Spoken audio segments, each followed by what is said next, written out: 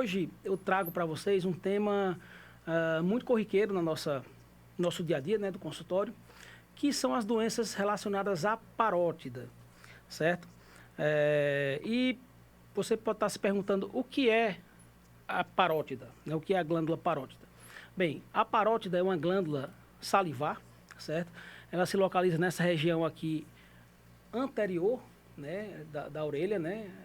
E é inclusive aquela glândula que incha, né, quando o paciente ele tem a famosa papeira, né, cachumba. Então, assim, a parótida é uma glândula salivar, ok? Ela atua na produção de saliva. E quais as doenças que acometem principalmente essas glândulas, tá bom? A mais simples dela é uma cialoadenite, que nada mais é do que uma inflamação dessa glândula, tá certo? Que pode estar relacionado à infecção viral, como a própria cachumba, certo? Também pode estar relacionado a doenças autoimunes, né, como a doença de Sjögren, certo? Que acomete também essas glândulas.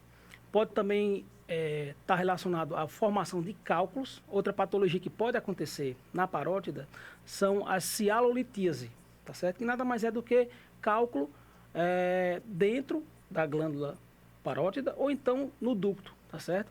Essa formação de cálculo, ela pode acontecer nos ductos, o que faz com que a saliva seja impedida de sair, tá certo? Então, acontece um acúmulo nessa região anterior, né, da orelha, e o paciente, ele sente um inchaço que, geralmente, ele aumenta depois da alimentação, tá certo? Porque quando a gente se alimenta, há uma maior produção de saliva, e como o ducto dessa glândula está entupido, né? Então, aquela saliva não consegue sair, ela se acumula dentro da glândula, tá bom? Outra patologia que pode acometer as parótidas são os nódulos, tá certo? São tumores benignos, tá certo? A imensa maioria dos nódulos de parótida são benignos, tá certo? Então, assim, a gente tem uma diferenciação de 80% dos nódulos de parótida são benignos, tá certo?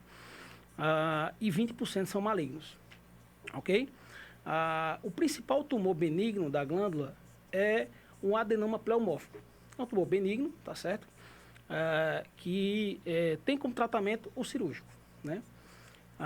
E também pode acontecer também doenças malignas, né? São os tumores malignos, que é o câncer de parótida, né? E que o principal deles é o adenoide cístico, tá bom? É um tumor agressivo e que precisa ser tratado o quanto antes com cirurgia. Outra coisa também que pode acontecer na parótida é porque dentro da parótida existem alguns linfonodos, tá certo? Que a gente chama de linfonodos intraparotídeos, tá certo? Que, sobretudo, os pacientes que tiveram câncer, ou têm câncer nessa região anterior da face, tá certo? Ele tem uma facilidade maior de mandar metástase para os linfonodos que estão dentro da parótida. São glândulas, tá certo? Que normalmente elas ficam dentro da parótida. Quando acontece uma metástase, ou seja, o tumor de pele, ele se espalha para essa região da parótida, isso cria como se fosse um nódulo, tá bom? E aí é onde a gente precisa diferenciar se aquele nódulo é um linfonodo, e se é um linfonodo, se ele tem um aspecto benigno ou não, ou se ele é um nódulo de parótida propriamente dito, tá bom? E quais os sintomas? O que o paciente ele vai sentir, ele vai perceber se ele tiver alguma patologia relacionada à glândula. Se for uma cialoadenite, né, uma inflamação, vai gerar um aumento do volume, vermelhidão, dor, tá certo? Mas um quadro inflamatório mesmo, ok?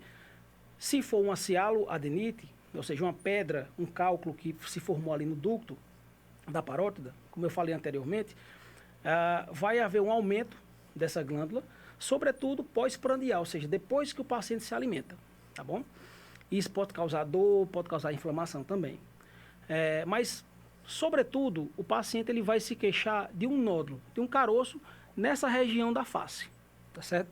O paciente ele vai perceber um aumento de volume ou então um carocinho bem delimitado. Então, assim, quando o paciente ele percebe que ele está diante de uma situação dessa, né, de um sintoma desse, A primeira coisa que ele tem que fazer é procurar um especialista na área, tá certo? Que ele vai fazer um exame clínico minucioso, tá certo? E aí vai partir para a realização dos exames diagnósticos, tá certo? Como é que a gente dá o diagnóstico dessas doenças? A primeira coisa é um exame físico bem detalhado, tá bom? Em que o profissional ele vai avaliar todas as cadeias linfonodais do pescoço e também a parótida. Então, quando ele percebe uma nodulação nessa região, um caroço nessa região, tá certo? Ele vai observar as características clínicas desse linfonodo, se é um linfonodo mais endurecido, se é um nódulo mais endurecido, se é amolecido, se dói, se não dói, tá certo? Se ele tem um vermelhidão na pele, se não tem. Ele vai avaliar também por dentro da boca, porque o ducto da parótida, ela sai lá na boca, do lado aqui do último dente, tá certo? Do molar lá atrás. Se vocês perceberem, tiverem a curiosidade, vocês vão perceber que lá em cima, atrás da boca, tem como se fosse um carocinho. Inclusive, algumas vezes eu recebo paciente no consultório que a queixa principal dele é exatamente esse carocinho, né, que na verdade é o ducto da parótida. O médico ele vai fazer um exame físico minucioso e aí ele vai lançar a mão de alguns exames diagnósticos. O primeiro deles é um ultrassom simples, tá certo? Uma ultrassonografia de glândula parótida, em que o médico radiologista ele vai avaliar as características ultrassonográficas desse nódulo, tá certo? Se ele tem calcificação, se tem necrose, se é realmente um nódulo de parótida ou se é um linfonodo, porque dá para a gente diferenciar isso. Se é uma lesão de polo superficial ou de polo profundo da parótida, se é uma lesão nodular ou cística, ou seja, se ela é um caroço ou se é uma bolinha de água, tá bom? Isso para vocês entenderem. E aí a gente pode lançar a mão também da punção. A punção, nessa região, dificilmente a gente consegue dar um diagnóstico de um tumor de parótida através da punção.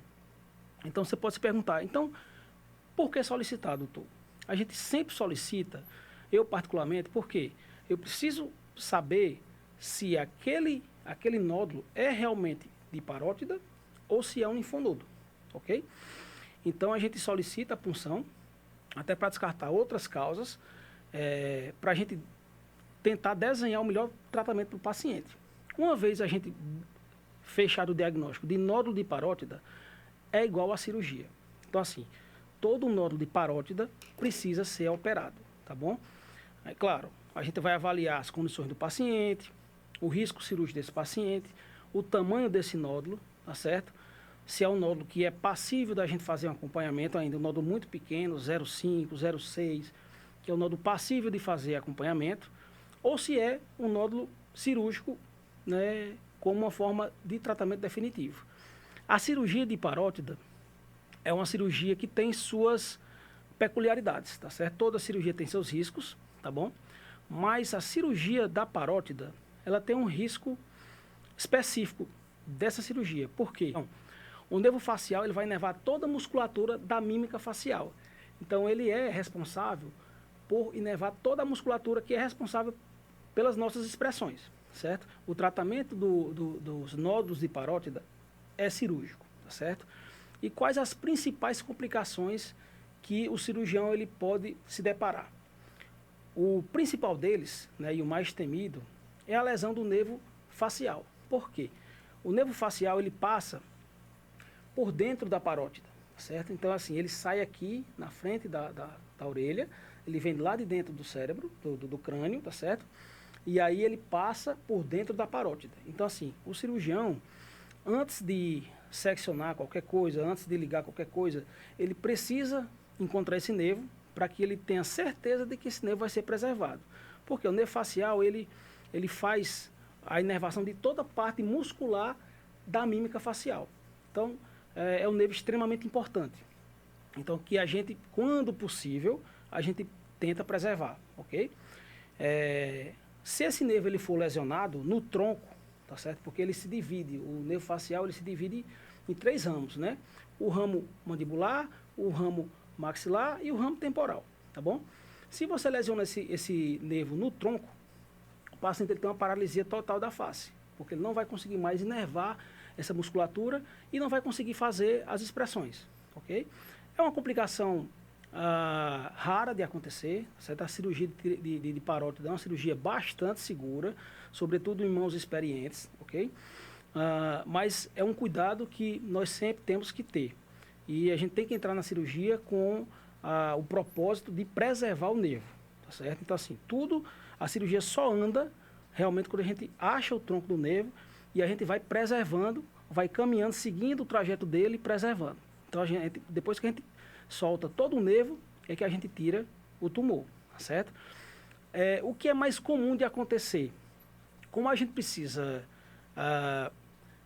dissecar esse nervo, né, soltar ele da parótida, às vezes esse nervo ele fica com uma paresia, ou seja, uma dormência. O paciente ele pode sentir uma dormência transitória, tá certo? Ali 1 semana, 2 semanas depois da cirurgia, que com o tempo essa paresia ela vai melhorando, tá certo? Mas se houver lesão realmente do nervo, o paciente ele pode até melhorar com fisioterapia motora, né? Com fonoterapia, com fisioterapia, pode até melhorar a mímica facial, mas geralmente não vai voltar mais aquela mímica facial antes da lesão do nervo. Então, assim, eu pensei em trazer esse tema hoje, porque é um tema muito corriqueiro no nosso dia a dia do consultório, tá certo? E mais para trazer um alerta, uma informação aos pacientes, para que eles saibam identificar e procurar um especialista o quanto antes, tá certo? Lembrando que a imensa maioria dos nódulos de parótida são benignos, tá certo? E que o tratamento é cirúrgico, tá bom? Muitas vezes somente o tratamento cirúrgico é suficiente para atingir a cura do paciente, ok? Então, é isso, meus amigos. Esse era o tema dessa semana. Espero que vocês tenham gostado. Se vocês tiverem alguma dúvida, vocês podem me seguir no meu Instagram, que é Dr. Túlio Sampaio, Túlio com 2 L's, tanto no Instagram quanto no TikTok e no YouTube, tá certo? Também pode mandar direct na minha conta ou aqui na conta da Rádio Soleste, ok? Queria agradecer mais uma vez a oportunidade e dizer que aqui no Aquiraz eu atendo ali na clínica Medleste, atendo nas segundas-feiras quinzenalmente pela manhã. Então, se você tem alguma dúvida, se você tem algum desses sintomas, você pode estar entrando em contato com a clínica para agendar uma consulta, ok? Esse nosso programa é semanal, ele vai ao ar toda terça-feira, às 15:45, ok? Aqui no programa do meu amigo Wellington Bezerra, Alô Soleste, e ele é reprisado nas quintas-feiras também no mesmo horário, ok? Até a próxima.